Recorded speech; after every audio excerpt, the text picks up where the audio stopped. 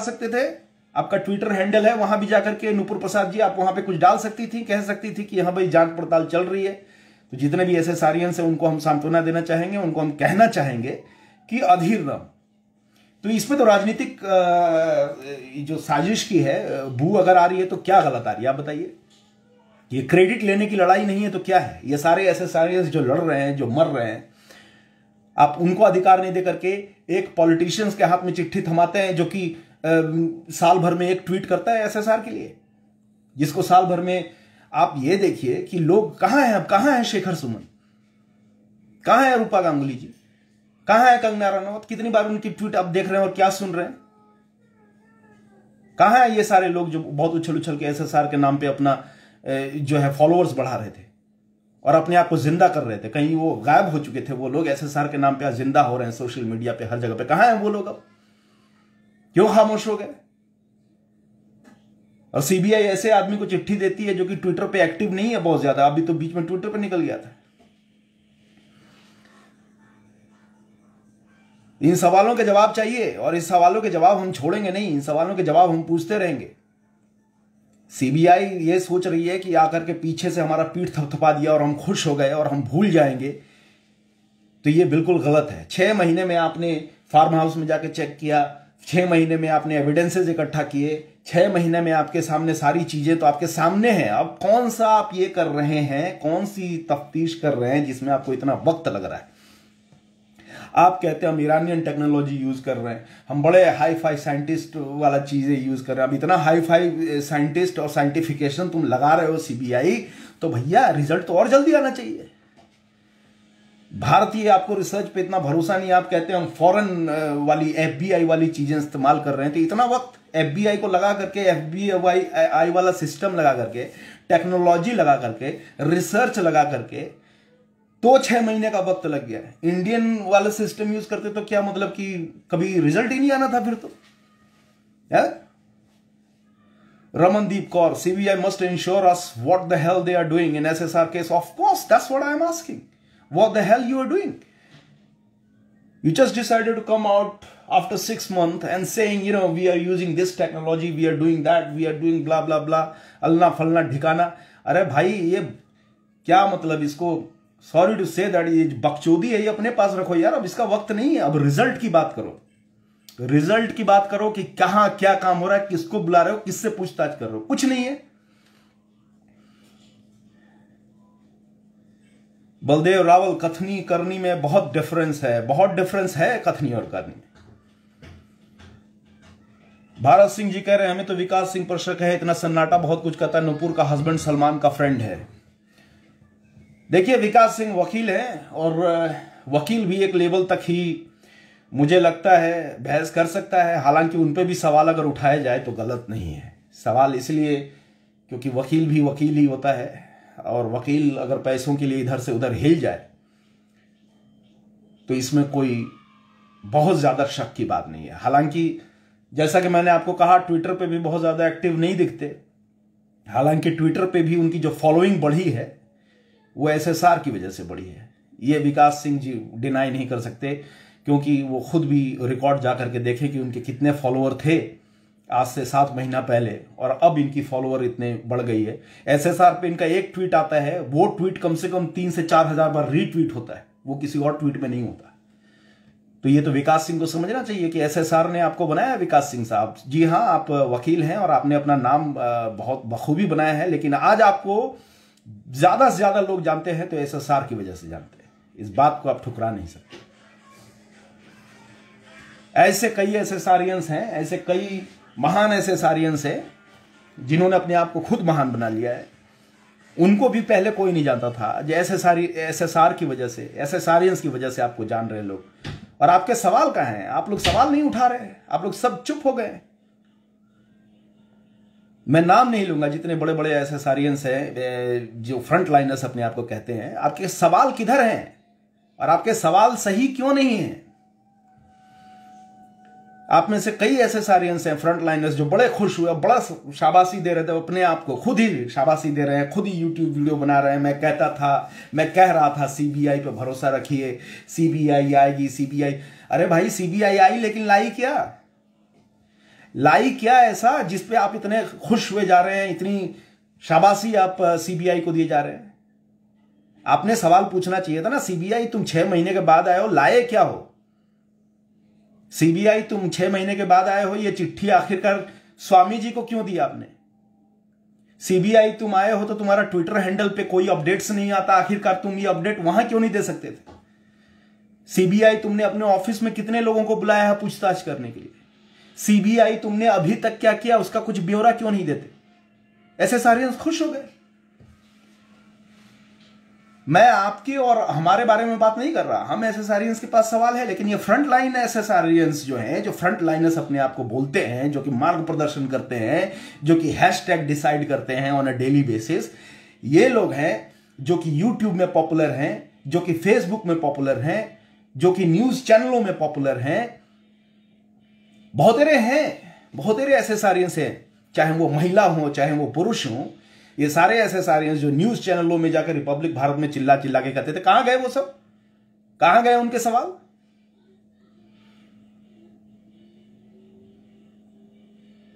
खुश हुए जा रहे हैं भैया, खुश हुए जा रहे हैं, बहुत बड़ी खबर आ रही है। खबर कुछ नहीं आई है, 6 महीने बाद में सीबीआई आती है, एक छोटा सा तुम्हें दे देती है लॉलीपॉप चूसते रहो, अगला 6 महीने कुछ नहीं आने वाला। अगले 6 महीने बाद सीबीआई फिर आएगी, कहेगी हम फ्रांस का टेक्नोलॉजी यूज कर रहे हैं, अब हम जो है जुपिटर का टेक्नोलॉजी यूज कर रहे हैं, अब हम जो है बुध ग्रह से लाए हैं मिट्टी, उससे हम टेक्नोलॉजी यूज कर रहे हैं। अरे बेवकूफ समझ रखे हो यार तुम, सीबीआई मजाक बना रखे हो पब्लिक का।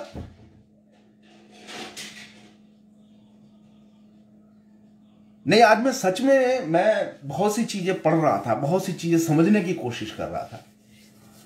मैं सीबीआई के प्रोसेसिंग को भी समझने की कोशिश कर रहा था। फिर मुझे ये लगा कि आखिरकार हम इतना खुश क्यों हो रहे हैं यार? सीबीआई ने एक चिट्ठी दी है, वो भी एक चिट्ठी किसी पार्टी रिलेटेड नेता को दी है। समझने की कोशिश कर रहा था कि इसके पीछे की राजनीति क्या है। राजनीति ये है कि कल को क्रेडिट मिल जाए फला पार्टी को कि भैया देखिए, आप इस चिट्ठी को अपने आधिकारिक वेबसाइट पर रिलीज कर सकते थे, आपकी मंशा जो है ठीक लगती है ना।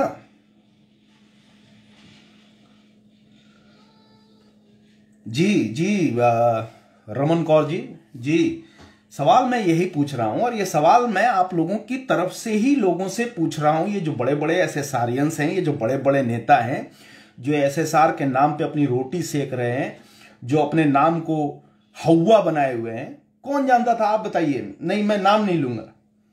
आप बताइए कि जो एसएसआरियंस फ्रंट लाइनर हैं, इनमें से आप कितनों को जानते थे पहले, एसएसआर से पहले? सच्चे दिल से बताना, सच्चे दिल से बताना। मैं नाम एक का भी नहीं लूंगा, लेकिन आप बताना कि जितने भी फ्रंट लाइनर एसएसआरियंस हैं, चाहे वो ट्विटर में है, चाहे वो फेसबुक में है, चाहे यूट्यूब में, कितनों को जानते थे आप?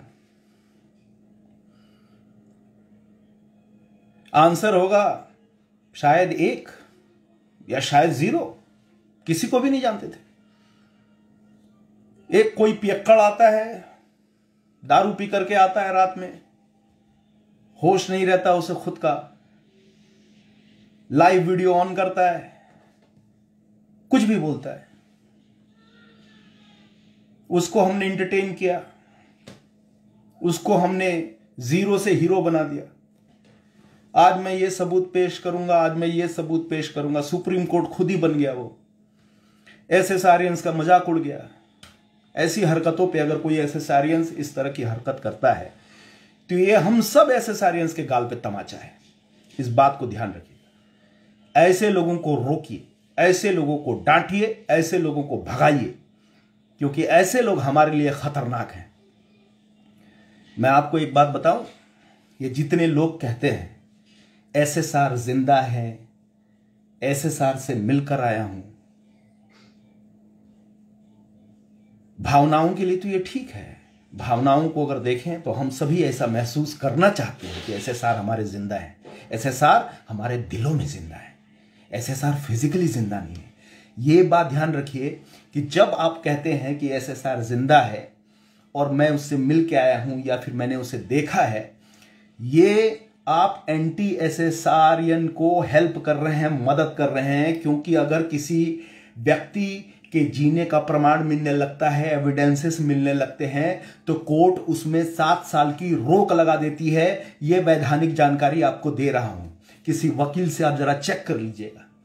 7 साल तक उस केस में कुछ नहीं होगा, क्योंकि किसी ने नहीं, कम से कम 10-12 हजार लोगों ने इस बात की पुष्टि की कि एसएसआर जिंदा है और उनको हमने देखा है। भावनाओं में बह करके लोग, हम भेड़ जैसे लोग हैं। एक भेड़ जहां ले जाता है उसके पीछे पीछे हजारों भेड़ें चलने लगती हैं। ध्यान रखना, भावनाओं में बह करके ऐसी बातें जब तुम करते हो तो इस पूरी जस्टिस को तुम होल्ड पे डाल रहे हो। 7 साल का होल्ड लग जाएगा। बजाते रहना घंटा, लड़ते रहना हर रोज एसएसआर की जस्टिस। 7 साल तक कुछ नहीं कर पाओगे। 6 महीने में आप फटी पड़ी है लोगों की, 7 साल के लिए लटक जाओगे। भावनाओं पे कंट्रोल रखो। भावनाओं में बह के पागलों वाली बात मत करना और पागलों को फॉलो मत करना कि एसएसआर जिंदा है। एसएसआर अमर है। एसएसआर कभी मरे ही नहीं। वो हमारे दिलों में जिंदा है और जहां भी वो स्वर्ग में है वो हमें देख रहे होंगे, वो अच्छा फील कर रहे होंगे। लेकिन इस तरह की बातें करने वाले लोगों से बचिए और ऐसे एसएसआरियंस को भगाइए, ग्रुप से भगाइए, उनको एंटरटेन मत कीजिए, क्योंकि ऐसे लोग खतरनाक होते हैं। ऐसे लोगों को जहां से पैसा मिलता है वो इस तरह का खेल खेलना शुरू कर देते हैं। मैंने ये भी देखा कि कुछ फेसबुक पे ही चैनल्स हैं जो एसएसआर के मुद्दे चला रहे हैं और वहां पे उन्होंने डोनेशन का एक लिंक भी दे रखा है कि यहां आप डोनेट कीजिए एसएसआर की लड़ाई लड़ने के लिए। ये क्या हो रहा है भैया? ये कौन सी नई चीज शुरू कर दी? एसएसआर के नाम पे इतना सब कुछ करने लगे तुम लोग। शर्म नहीं आती तुम लोगों को? तुम्हारी अपनी पत्रकारिता, तुम्हारी अपनी रोजी रोटी खत्म हो गई है, जो एक मरे हुए इंसान पे भी तुम कमाना चाह रहे हो। ये लड़ाई जो निस्वार्थ लड़ सकता है वही एसएसआरियन बने, ना तो तुम सब यहां से फुट लो, भाग लो सारे। पैसा कमाने का अगर तुम्हें सोचना है ना तो कुछ और ढूंढ लो। एसएसआर के नाम पे पैसा कमाने वालों, हम यहां यूके से लड़ाई लड़ रहे हैं। रोड पे रैलियां की हमने एक दूसरे से कुछ पैसे लेकर के पैसे उठाए, चंदा जमा किए हमने, पर पूरी भीड़ से नहीं मांगी हमने। डोनेशन वाला खिलवाड़ हमने नहीं खेला।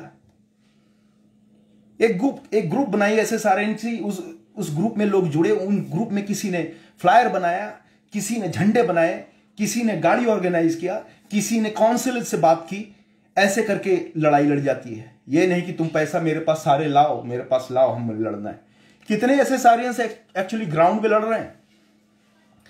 कितने एसएसआरियंस कितने प्रदर्शन में आपको दिखाई दिए हैं? फ्रंट लाइनर वाले सब जो ये ट्विटर और फेसबुक पे लड़ते रहते हैं, कितने ग्राउंड में दिखते हैं आपको? सोचना। मैं इस बात को आप लोगों के सामने रख रहा हूं, यह सोचने वाली बात है। मैं किसी को नीचा या अपने आप को ऊपर दिखाना नहीं चाहता, इसलिए मैंने किसी का नाम नहीं लिया। मैं भी आप लोगों की तरह ही एक एसएसआरियन हूं और इसीलिए आप ही लोगों की तरह सोचता हूं। इसलिए मैं उन बातों को रखता हूं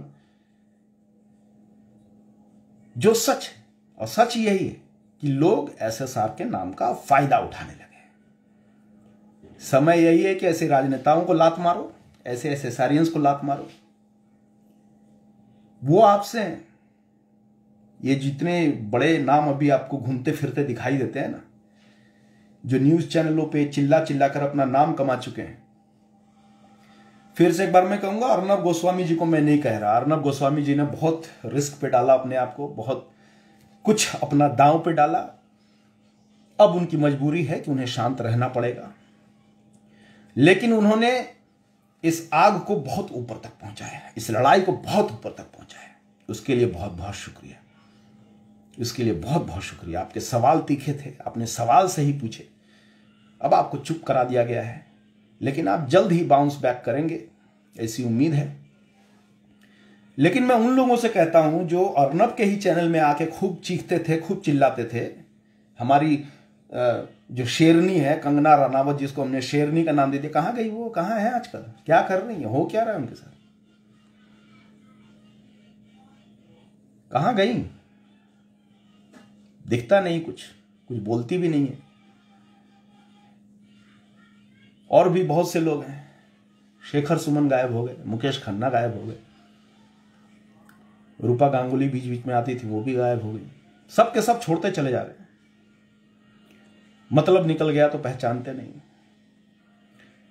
कब्र में पड़े हुए थे, चलो हाँ बहती गंगा है, हाथ धो लेते हैं, नाम याद आ जाएगा लोगों को कि भैया वो भी कोई था एक।